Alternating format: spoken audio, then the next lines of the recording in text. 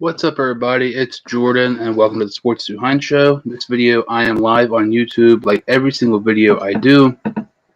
And today's video, it was originally just going to be, a Bengals-based video, but there was some huge, surprising trades today in the NFL. So I want to be talking about, some of those trades and what they can mean for the Bengals and some other teams, but around that pick, maybe like the Atlanta Falcons as well. So we'll go ahead and get started here. So if you've not seen today, there was a couple of massive trades in the top 15, and the first trade was with the Miami Dolphins and the San Francisco 49ers. And let's see here, the trade was the 49ers got the Miami Dolphins' third overall pick in the upcoming draft. And also, they traded to get the third pick. This is basically a three-team trade if you really think about it. So the 49ers got the third pick in the draft. The Dolphins got the 49ers' first-round pick, but then actually traded to the Eagles. So the 49ers get the third pick. The Dolphins get the Eagles' sixth overall pick for this season, their fifth-round pick for this season, San Francisco's first and third next year, and San Francisco's first-round pick in 2023. Like I said, the Eagles were also involved in this trade. The Eagles got the San Francisco's first-round pick this year, Miami's fourth this year, and Miami's first next season. So the Dolphins traded with the 49ers, like I mentioned. It was 3 down to 12. Then they, came back up with the Eagles at 6 and got an extra first-round pick. They traded a first-round pick next year for it. So the Dolphins got multiple first-round picks for basically just trading from 3 to 6. So it's, once again, the Dolphins, they got a first-round pick in next year's draft and a third-round pick next season.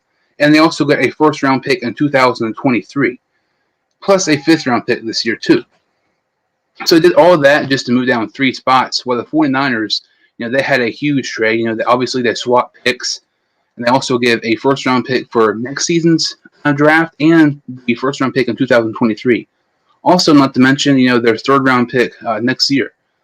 The Eagles, there was reports, there were talks about the Eagles potentially trading up to number 3 and getting Zach Wilson, which, that would have been a huge surprise. But to me, I kind of called this one several weeks ago. Right now, the way Zach Wilson's pro day was, it's very, very unlikely he will end up going past number 2. I really expect the Jets to take him at number 2 because he just had a sensational pro day. Absolutely phenomenal. But to me, I did a video talking about do not be surprised if the San Francisco 49ers end up trading in the top 5 and at least attempting to get Zach Wilson. And I really believe that's exactly what they tried to do. Robert Saleh, he was with the 49ers coaching staff last season, and he is now the head coach of the Jets. And so, I feel like, the San Francisco knows what Saleh is doing. They're probably going to take, the Zach Wilson route at number 2. So they're going to trade up and try to get their franchise quarterback. And, John Lynch said, Jimmy Garoppolo is our guy. That does not mean anything because, you look at it several years ago, Cliff Kingsbury, so that Josh Rosen was their guy. He traded him for a second-round pick and drafted Kyler Murray, always in a span of a little over a day. So, it's clearly obvious San Francisco is doing this to get a top quarterback. If you were to ask me this last week, I really thought, Zach Wilson possibly could have been there at number 3. But, right now, I think they're probably maybe looking at Trey Lance. I know it might not be a huge popular opinion. Lots of people like Justin Fields, but I really, really like Trey Lance a lot. He reminds me so much of Deshaun Watson. And at first, he reminded me of Carson Wentz, but the more I watch him, it's Watson. And something with that, though, is, San Francisco was kind of in the Deshaun Watson sweepstakes before, some of these allegations came up with Watson.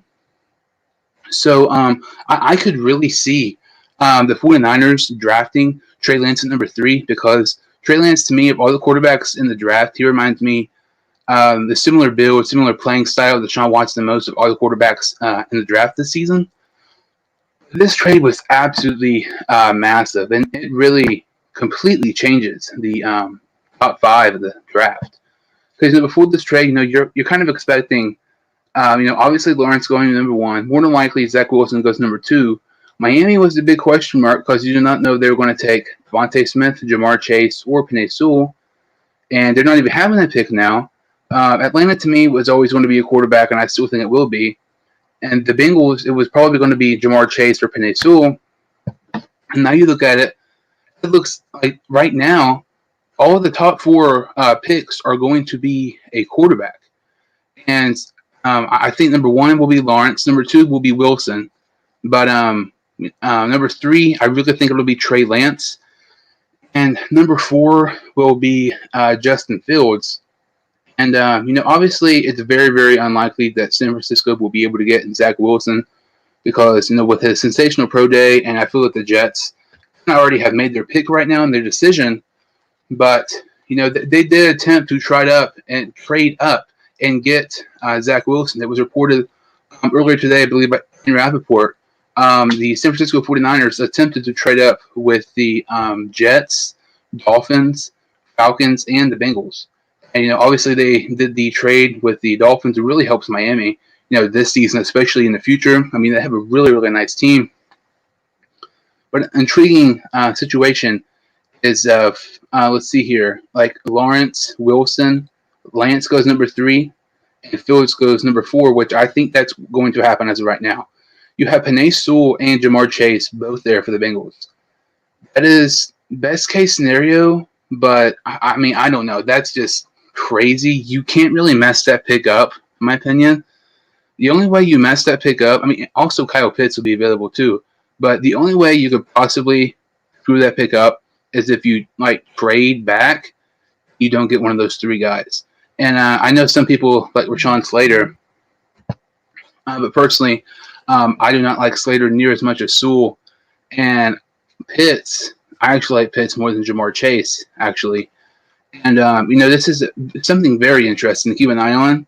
This, I really think the Bengals could trade back in this scenario. Let's see here.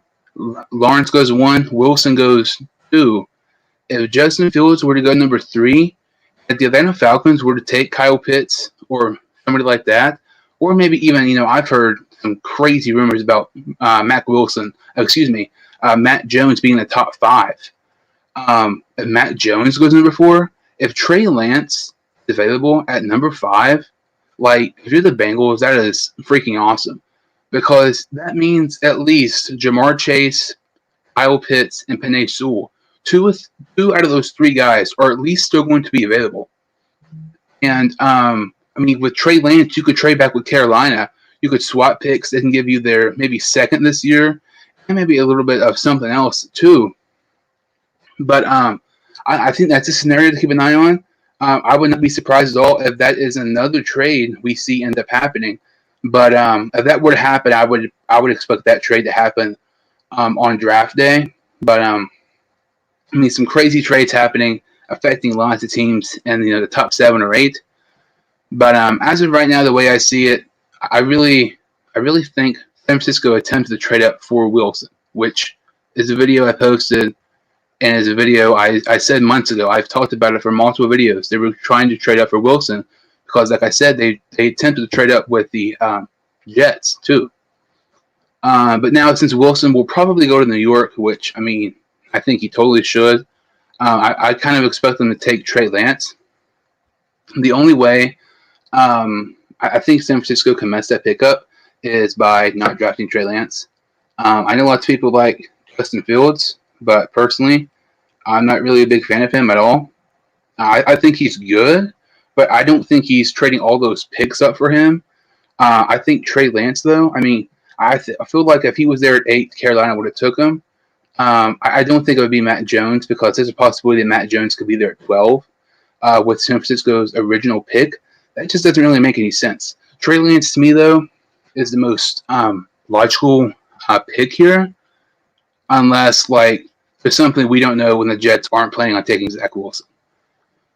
But, overall, I feel like I mean, the 49ers gave up a ton of picks, like to the point it's a little bit ridiculous because they swapped picks. They also gave him a third and their first round picks for the next 2 seasons. But at the same time, if you get your quarterback who you want, whether it's Zach Wilson or Trey Lance, and if they can get you in the playoffs, those first round picks are basically going to be second round picks because how late they are. This 49er team was really, really good last season considering all the injuries they had to the team, like Jimmy Garoppolo and George Kittle and all those guys. But overall, the Eagles, them too, they were also in a trade. They trade back 6 to 12 and they get a first round pick. But, there was, rumors that they were trying to trade up for Zach Wilson at 3. But in a way, I think all the teams won a little bit here. I think, San Francisco is going to get their franchise quarterback. The Dolphins have an insane amount of draft picks. They're like the Thunder of the NFL. And then you have, the Eagles, who get an extra first-round pick next season. So, it's kind of a win-win for everybody. And it's going to be really, really interesting to see, how this draft ends up going. Because I think we're going to see possibly quarterbacks be the first 4 picks in the NFL draft in the first time in a very, very long time. So kind of switching gears to the Bengals. Like I said, this was kind of going to be originally just a Bengals video, but when there's huge trades like that, you got to talk about it because it really impacts the whole NFL. So some recent Bengals signings. They signed wide receiver Mike Thomas to a 1-year deal. Personally, I don't really like this signing. He sucked last season. He's a special teams guy. Limited, snap targets he had, he dropped. It seemed like half of them. He was in that big fight against the Dolphins. But I would much rather have a guy, maybe like a Sammy Watkins. I know Sammy Watkins. It was recently, announced that he signed with the Baltimore Ravens. But Mike Thomas, to me, unless it was super cheap, which I'm figuring it was, I don't know. I don't really like that signing much. To me, he did nothing for the team last season to really help us much. He wasn't really didn't have any many impact plays for us. But Mike Thomas on a 1-year deal. We also signed Quentin Spain, the guard, to a 1-year deal. This deal was phenomenal. I believe it was around or under $2 million. And it was kind of a prove-it deal. So, next season he'll be a free agent as well. If he plays good, maybe we can sign him to an extension. But I really like this deal. I was really hoping we'd re-sign him because, our guard issue, in my opinion, our guard issues are our biggest issue on the team right now. It's far more important than tackle. It's far more important than, whatever. Guard is our biggest issue in the team, and I don't think anything is even close right now. So I'm really happy we were able to re-sign Quentin Spain to a 1-year deal. We signed Eli Apple, the corner, who played for the Giants and the Saints, to a 1-year deal as well. This one I wasn't really a big fan of. Eli Apple, he's had some teammate issues during his time with the Giants. He's not really good at all. He was a top 15 pick from the Giants several years ago, and he has failed to live up, to his expectations. He's been a major bust, considering where he was drafted in the draft. He's not really good. He's better than LaShawn Sims. Anybody is, but that doesn't really say much though. I know lots of Bengal fans are happy for this move, mainly because he played at Ohio State. Let's be real. Most of Bengal fans are Ohio State fans, and any single time the Bengals draft or sign somebody from Ohio State, lots of fans just get excited only because they played, at their favorite school. But to me, I don't think Apple will play a whole lot. I think I'll play some, but that's basically a depth signing. Also, another depth signing was they signed Ricardo Allen, the safety who's played with Atlanta the past couple of seasons, to a 1-year deal. We haven't yet, but we're going to lose Sean Williams in free agency. He played only about 10 snaps a game, which is crazy considering how much money he was making the past several seasons. But Ricardo Allen to a 1-year deal. We easily have one of the best safeties trios in the league now with Allen. He's all right. Then we have Bates, the best safety in the league, and Von Bell. Just more depth to the secondary, which personally I really like a lot. I mean, it was not a expensive deal by any means. Overall, I think that was a nice signing. A lot of these signings, in my opinion, though, I personally like Quentin Spain the best because it's a team need. Um, he needed to be re-signed back, and you got him on an insanely cheap price. So overall, I thought that was really good. Also, we did have edge rusher from Washington, Ryan Kerrigan, coming for a visit several days ago, which is somebody who I talked about. Do not be surprised if we end up signing him. That makes a lot of sense. Um, but we have yet to sign Ryan Kerrigan. I think it would make lots of sense though. I mean, he's had 95 sacks in 10 seasons. He's had at least 5 sacks every single season of his career. During his time at Purdue while he was in college, Lou Anamaro, our defense coordinator, was also on the Boilermakers coaching staff during that time. So there's already a connection there from years ago. And he's consistently been one of the better edge rushers for quite some time. And he's been pretty underrated. And I know we signed Trey Hendrickson, but I really would like Brian Kerrigan, has a backup edge rusher as well. But I mean, I think Kerrigan would be a really nice addition to the team. I think that'd be great. But also somebody else I would like is Larry Warford, the guard. He did not play this past season because he opted out due to the coronavirus. But I really think, with him and Quentin Spain, I think that'd be really nice, those two guards there. And I think it'd be smart by getting both those guys so we can have those are starting guards. So we kind of have the guard issue, and then we want to take maybe Sewell in the first round. I know we signed Riley Reef, but it's to a 1-year deal. But Larry Warford, to me, would be an amazing signing. And I think he's definitely one of the more underrated guards in the free agency. I would much rather have Larry Warford over Trey Turner. Trey Turner only played in 9 games this past season, and it was easily the worst season of his career. He was battling lots of injuries, and he was the second worst rated guard in the NFL, according to Pro Football Focus.